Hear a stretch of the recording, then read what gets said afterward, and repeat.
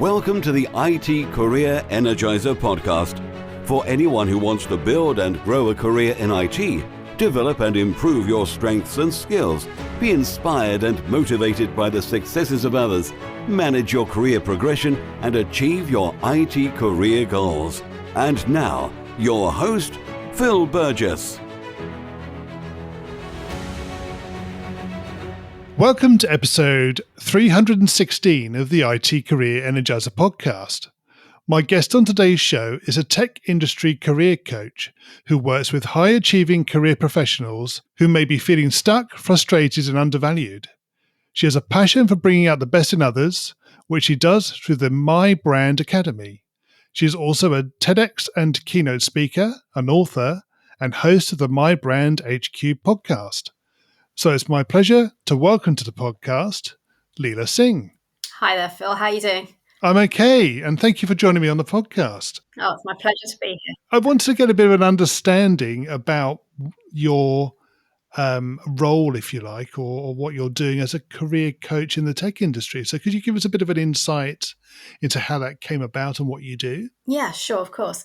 So my corporate career spanned about 25 years, and the majority of that was spent in the tech industry. So I initially started out as an accountant in the telco sector, and then joined what was formerly EDS, Electronic Data Systems, in a corporate finance role, and then moved into Hewlett-Packard Enterprise as a sales executive. So I've got a lot of experience within that industry and within the organization as a whole. And so about 8 years ago, I started to really immerse myself in my personal development and growth journey. And it's something I'd always been interested in, but really immersing myself had me realize that actually I love coaching. I already knew I was good at it, but I thought the realizations I had from my personal development was that there's so much I want to share with people for them to recognize what they're truly capable of, because I had experienced a number of breakthroughs during my training and so forth, that just created a sense of freedom for me. And I want other people to experience that. So that's where my thought process then went down the route of how can I create something out of this where I can serve other people to enable them to show up as the best version of themselves. So that's kind of how it came about. Okay, and in particular, sort of obviously you've got a bit of a corporate background anyway, and you said you've worked in the IT sector, but what is it that about the IT sector or the IT industry that you feel has that need, if you like, for sort of career coaching? I feel that actually it's relevant in any industry. I think for tech specifically, there's a mix of reasons. First of all, I think it's a very dynamic, exciting industry to be in, and it's vastly growing. And it's almost like you then become a number and you don't know where to go and what to do. So having someone who can kind of hold your hand through that process and help you to gain clarity on what it is you want to be doing, where you want to go and creating that path, can be invaluable for people progressing through their career. And also, if you've got your head down and you're just busy doing the doing, it's very rare to actually come out of that and have that conversation that you can have with a coach in that safe space. And the third part of that would be a bit of a generalization here, but there are a lot of people who are more on the techie side of the tech industry in terms of tech roles, who perhaps lack the confidence to step up, to show up, to speak out. And so a lot of what I do is around being more visible, being able to deliver presentations, deliver presentations effectively and with that confidence. And they like to stay in the background. But the thing with that is that they're likely to hold themselves back in their career progression, because it is important to be able to make yourself known and to be able to speak out, because there are so many people, it's a crowded market. So it's about selling yourself ultimately, and by understanding how you can do that will enable you to propel yourself through your career. Absolutely. So in terms of your typical client, what do they look like? Do they have a particular maybe, I don't know, set of skills, or are they in a particular place within their current career, or does it vary? It does tend to vary. I mean, if I think broadly, I'd say, interestingly, the majority are male, and the age range is typically, let's say, about 40 to 55-ish. Right. So the more experienced, more established. Although I've had clients who are in their sort of mid to late 20s as well. And only one or two real sort of techie people. The majority are more, varied actually: sales, business development, client-facing roles, project management. So it's a variety of roles. Okay, good. All right, it was great to get a bit of an insight into what you do and what you cover. So, but I want to ask you, um, maybe you can give us a career tip for those who are in a position where they're trying to advance their careers. Yeah, absolutely. And the top tip for me, I talk about this all the time, is that, and the reason I do this is because it's something I learned very early on, and that is hard work alone is not enough to succeed in your career. You need to make yourself known, to stand out, and to make an impact. And I alluded to that earlier. Yeah. And it was something I was blatantly told by a manager very early on in my career. And that's kind of driven me a little bit to do what I do now, because I kind of got past that, and recognized the things that I needed to do to be able to make an impact, to stand out, and to make myself known. Right. So if we just take that a little bit further, so when you say make yourself known, is it within your team, or is it within your organization, or is it even broader than that? It depends what you want. So it's more down to the personal kind of ambitions of the individual. When I say make yourself known, it's about, in particular, ensuring that the people who matter, so the decision makers, the hiring managers, know who you are. Because I've sat and worked in environments where, we get to, let's say, year end and the annual review, and people will complain about, oh, I didn't get a pay rise, I didn't get this, didn't get that. Well, actually, part of that is probably didn't really stand out. And if you think about a manager's job and the person who either makes a decision about hiring and succession planning, or about the salary pot and the bonus pot, they have a lot of responsibility and a lot going on. So you want to make it easy for them to remember who you are and what it is you bring to the table. Yeah. And the difference that you're making. So you have to put in that work as well. You cannot just assume that, oh, well, people should know what I do. They know how good I am. They know my delivery, my work, my, whatever as I do is high quality, it's outstanding, it's whatever, because they have a lot to think about. So it's your responsibility to make yourself known. And this is something that was shared with me early on. So I was told as feedback, this is when I was in accountancy, that, I was a great hire for the organization, great deliverables, all that kind of stuff. But actually, you're going to struggle to achieve your ambitions that you shared with us at interview. Why? Because people don't know who you are. You're too quiet. Yes, you keep your head down. You work really, really hard. But if people don't know who you are, they don't know what you're about, then how can they include you in their decision-making process? Yeah, absolutely. And for me, that was hard, because I was actually lacking a lot of confidence early on. I was a quiet little church mouse. So hearing that, I was like, okay, that's great advice, but what do I do with it? Because I'm really shy. So it took a lot for me to then overcome that. And what I actually did to help me with that process is I eventually left accountancy and went into financial recruitment, which, if you can imagine, is a far way from accountancy. And for someone who was lacking in confidence and quite shy, to have to go into a sales role in recruitment, it was a huge move out of my comfort zone, but it proved to me what I'm capable of, and gave me an immense amount of confidence then to be able to speak up and to make myself known. Yeah, absolutely. So in terms of maybe giving advice to somebody in the tech industry, and of course, I don't want to be too stereotypical, but obviously a lot of people who work in tech are not necessarily the outgoing and gregarious individuals that maybe some other industries attract. So what would you suggest to people who may be a little bit shy in terms of making themselves stand out? Yeah, so that's a really good question. It's not about going from being an introvert, let's say, or someone who's quite shy to becoming an extrovert.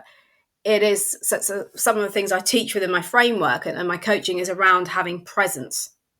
Okay, because we often hear people talk about, let's say, networking events and how, oh, I hate networking events because I'm really shy and I don't know what to say to people, and I'm worried that they're going to judge me or they're going to laugh at me and think I'm stupid.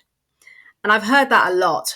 Whereas actually, people are already forming an impression and potentially judging you before you've even uttered a word. So from the minute they see you or you walk into a room, people are subconsciously creating an impression of you. So your presence, your non-verbal communication, the way that you carry yourself, the way that you show up can make a huge difference to the way people perceive you. And if you can do that with the confidence and the certainty in yourself, which comes from within, I'm not going to say there's a quick fix to that, but there's little things that you can do to really ground yourself. In fact, I did a live just today on this about building your presence and having more inner confidence, so that it's something you can do so you feel it.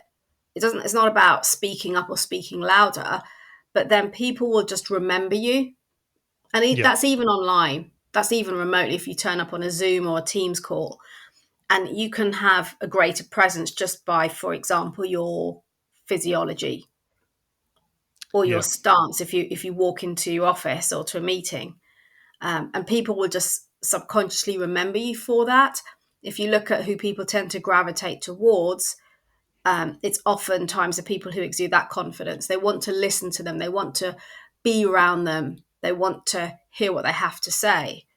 And you want to be that person, but you don't have to shout loudly. You can be, very humble about it, very quietly spoken, and just simply through your non-verbal communication, your presence, make yourself known.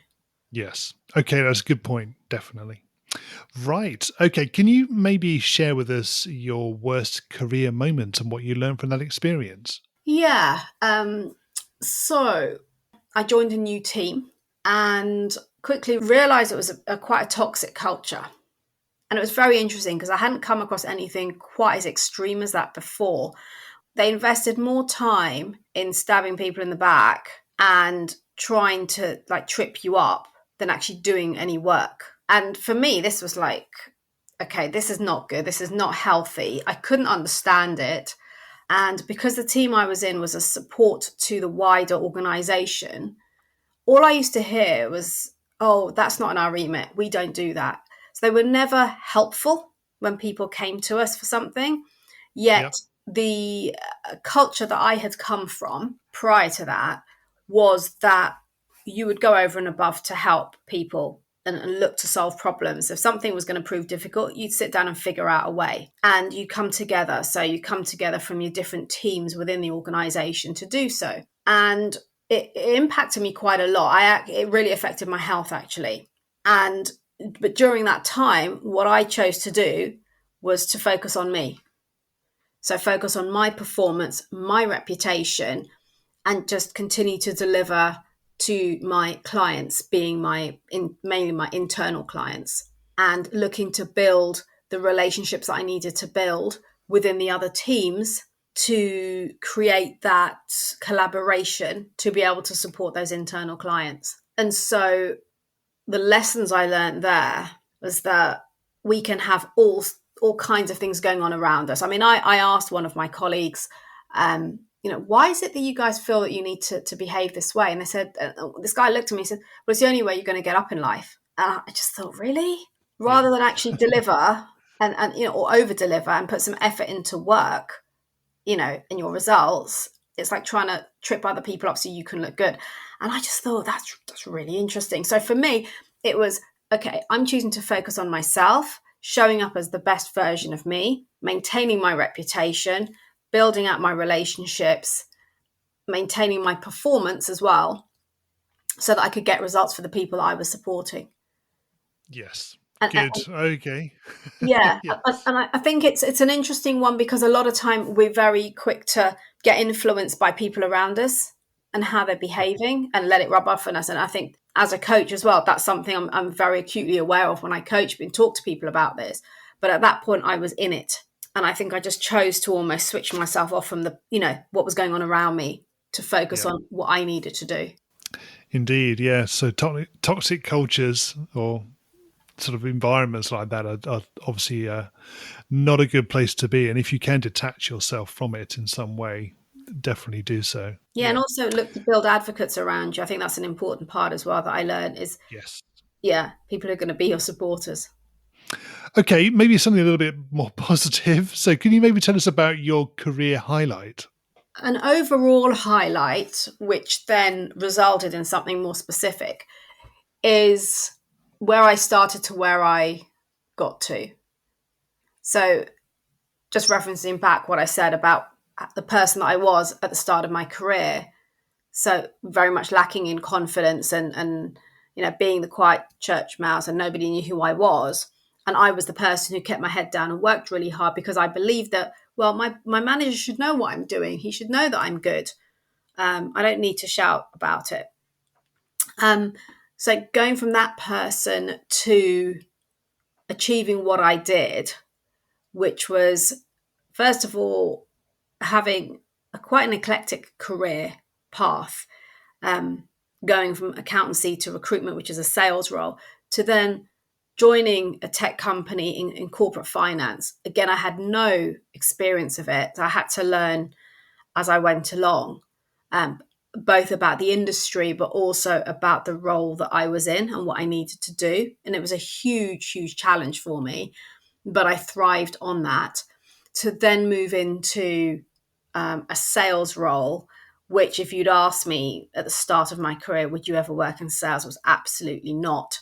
And to deliver a little shy of $1 billion of business during my tenure in that role, for me, is a significant highlight for my career. Yeah, and I think, and then that now comes back to, when you look back and join the dots, it's kind of why I do what I do now, because I take people through that process of the things that I learned and did along the way to help me to achieve that. So things like having the presence, the communication, public speaking, developing my confidence, developing and honing my relationship building, all of those things are things that I did along the way. Some of them are almost subconsciously, not intentionally, but reflecting back and recognizing what it was that helped me to get where I did. And then on the back of that, a particular career highlight was, again, whilst I was at HPE, and we had just been awarded a significant new contract. And I was then told that I would be picking it up from an account manager, sales exec role. And I was just like, oh. And at that point, I had so much workload. I looked at it, oh, you're just piling more work on me. And then I took a step back and looked at it. And actually, for the contract that it was, there was a reason it was given to me. And it was actually, again, we can create meaning about everything that happens to us. And it's what we choose to do with it. And a lot of people didn't want that account. I was given it and told, you're doing it, you're managing it. And it really was character building for me. And again, it drew on all of those skills, experience that I just mentioned that helped me to build up to where I was as a sales exec. They wouldn't have given me that account otherwise, because it was so complex and it was huge, and there was a lot of focus on it. So being awarded that contract to manage from the particular business unit I was in, and also the numbers on it were significant as well. So it was a lot of responsibility. And as I went along, I recognized that this is the reason they've given it to me. And it was interesting because when I was leaving the company, And I asked some of the people I worked with, oh, you're going to pick up this client.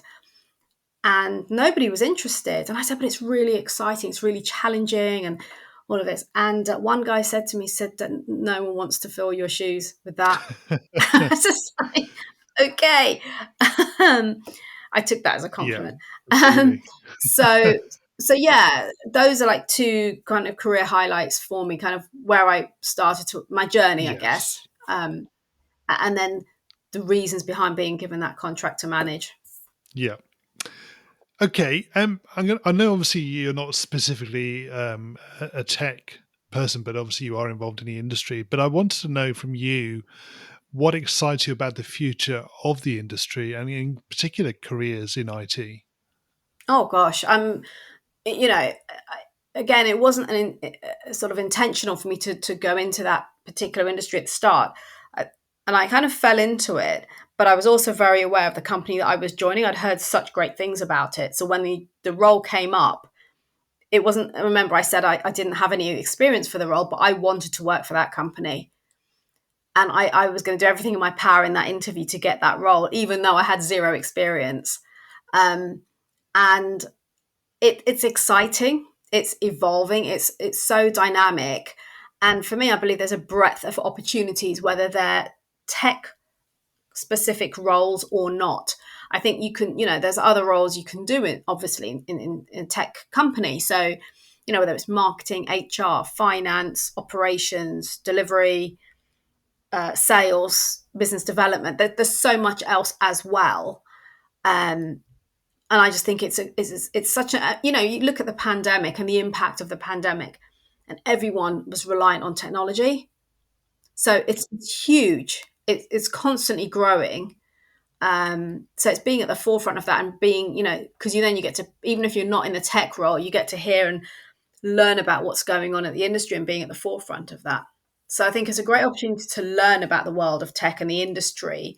And also, but I guess this is probably more relevant for the bigger companies, is that you can go in, let's say, for example, I'll use my example, you could go in and work in corporate finance and then move into sales. If you decide, I had a friend who I encouraged, she was in treasury and she's a treasurer by profession and decided she wanted to try something new. And when we had a conversation, she actually was thinking of looking outside. And I said to her, but if you're looking outside, a lot of recruiters are going to say, well, you haven't got the experience to do a finance role. So why don't you look internally? And I connected her up with a couple of people and she ended up moving internally into finance. So it's easier to transition into something different within an organization. And, with tech companies growing so rapidly and a lot of large ones established, if you're looking for that kind of an opportunity, it's a great place to be, rather than having to go outside and try and prove yourself to a new employer to do something completely different. Yeah, I think you're right. Yes.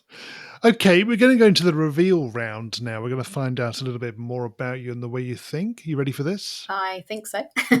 Okay. So, what is the best career advice you've ever received? The exact one I said earlier, that you need to make yourself known. Yeah. And what is the worst career advice you've ever received? The question was a question or a statement, I think, which was, how can you possibly do that? You've got no sales experience. Right. Okay. So it's a bit of an obstruction or an objection. Yeah, it's rather encouragement. It's holding you back potentially, rather than seeing what's possible. And if you were to begin your career again in today's world, what would you do? I gave this some thought, and I actually think I'd do something similar again, because I'm a huge advocate of the professional qualifications as well. So I would probably look to still do my accountancy qualification at the outset, because I think that gives a great foundation for business. And people, like, for example, moving into recruitment, people say, well, that was a waste of time then. But no, it isn't, because there's always transferable skills and experience that you gain from everything that you do that still remains relevant. And I've gained a breadth of experience, and I don't want to be pigeonholed into one thing like finance or HR or sales, and that's it. And I think the world has changed; it's evolved from that as well. So I Yeah, think it is a lot easier now to create a more eclectic career path for yourself. I think it is. Yes. And what career objectives are you currently focusing on? For me now, it's all about growing my coaching practice and building my reputation in the industry as one of the go-to coach for people in tech. Yeah. And what's the number one non-technical skill that has helped you in your career so far? I would say communication and relationship building, which sounds strange for someone who didn't really have the confidence and was very shy. But working through that and coming out the other side really helped me to build that out and develop it. And it's really, even till today, now having my own business, it's just a huge asset to have. It is, yes. And what do you do to keep your own career energized? I'd say doing what I love. So something that challenges me, something that keeps me learning new things, and also over delivering. I like to over deliver. I like to stand out and be best in class at what I do. Um, and also my own personal growth journey, which is something I continue to do. That also keeps me energized. And just a caveat that when I say doing what I love, and yes, now I'm a coach and I'm following the passion of running my own business and so forth. But I loved all the roles I've had throughout my career as well, which could sound strange, accountancy, really? Or sales role in tech? Is it really that exciting? But I loved it. I found aspects of it that I really enjoyed and I made it my own so that I did Yeah. love it. Did you find you were looking for those elements of those roles, though, to help you, if you see what I mean? Well, I think let me just think. Yeah, I think particularly during my tenure with EDS and HPE, um, I did have the opportunity to really build relationships, connect. It was all about networking. And I then found that once I built my confidence, it actually became a natural part of who I am. So I think, yeah, I love Yes. people. I love talking to people. So I think that helped. Yes. Yeah, I think confidence within a role is quite an important aspect of it, isn't it? The more you do something, the more confident you get, the better you get. It's sort of it evolves, doesn't it? Completely. Yeah. And what do you do in your spare time away from technology? Um, okay, so my guilty pleasure is Tony Hadley. So I'm an 80s kid. So Yeah. I think I've seen him 3 times this year already, which is pretty good going given we've Okay. been in So lockdown. just to qualify that, those who don't know, we're talking about the lead singer of Spandau Ballet. Yeah, the former lead singer of Spandau Ballet. Yeah. Yes. Right. Who does his own thing now. So yeah, I've met him a few times. I go to as many of his concerts as I can. I've flown out to Rome to watch him perform a few years back as well. So that's my guilty pleasure, I'd say. I'd say also my personal growth journey. I invest a lot of time in that continually. I've got coaches and mentors around me. Um, I've since embarked on a spiritual journey, so actually connecting with myself. And now that could sound quite woo woo, but to give a very basic example of that, um, for a big part of my life, my approach to things was like emotions or things that didn't go well was, oh, I'll stick that in a box and just get on with it. And Right. that's not healthy.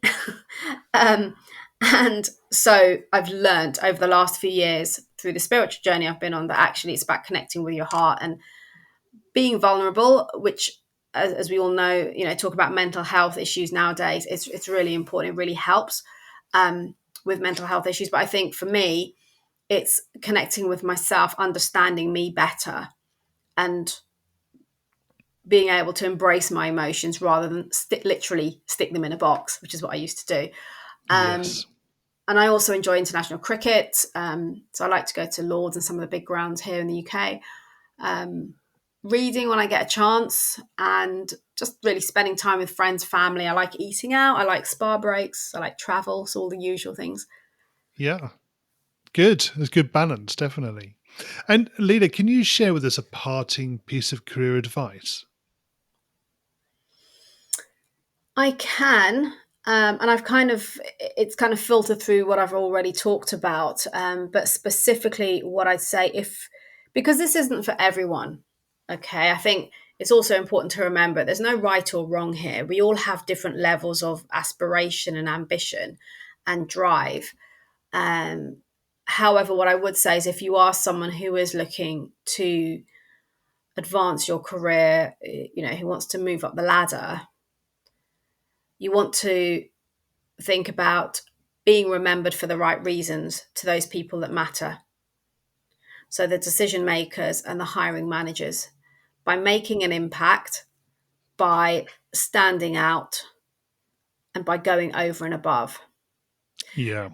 And the reason I say this as well is because I've witnessed a lot of situations where people don't take that responsibility. And, again, as a coach, I will call people out on this. We can all sit there and blame the company, the policies, the manager, the team, and so forth for why your career isn't going a certain way or why you didn't get the promotion or the pay rise.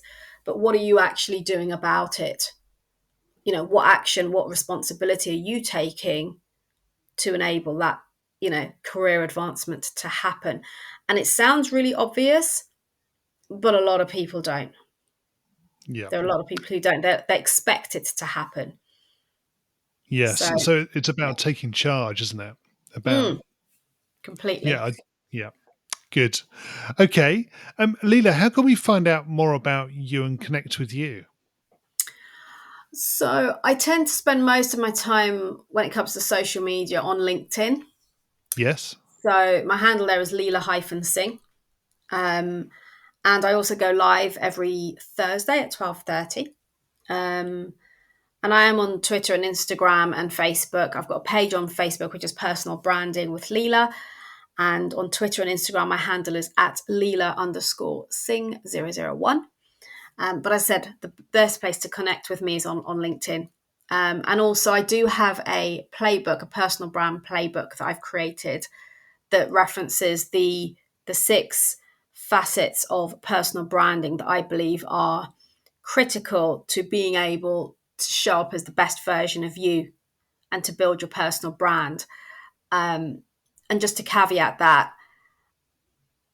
the term or the definition of personal branding, and I look at what people use it for now, it can fall under anything, right? For me, it's about the way that we show up. So having clarity in ourselves and what we stand for, what we want to be known for, having that confidence, so the winning mindset, having the presence or developing your presence, being able to communicate effectively, understanding the importance of connection and building out your relationships and circle of influence, and personal leadership. So those are the 6 things that are really critical. And again, all driven by my own journey and how things worked out for me. So I do have a playbook that you can grab a copy of, and that's leilasingh.com/go/playbook. And you can download that and take a look. Great. Excellent. That's a very useful thing for people to go and have a look at. Thank you. Leila, thank you so much for joining me on the podcast today. It's been great chatting with you. It's been a pleasure, Phil. Thank you for inviting me on. Hi, Phil here again. Well, I hope you enjoyed my conversation with today's guest. You can find full show notes on the website at itcareerenergizer.com/e and the number of the episode you've been listening to. If you haven't already subscribed to the show, please make sure that you do so that you get episodes automatically downloaded to your device every Monday. Thanks for listening and have a great week. Thanks for listening to the IT Career Energizer podcast. To find out more about building a successful career in IT, visit itcareerenergizer.com.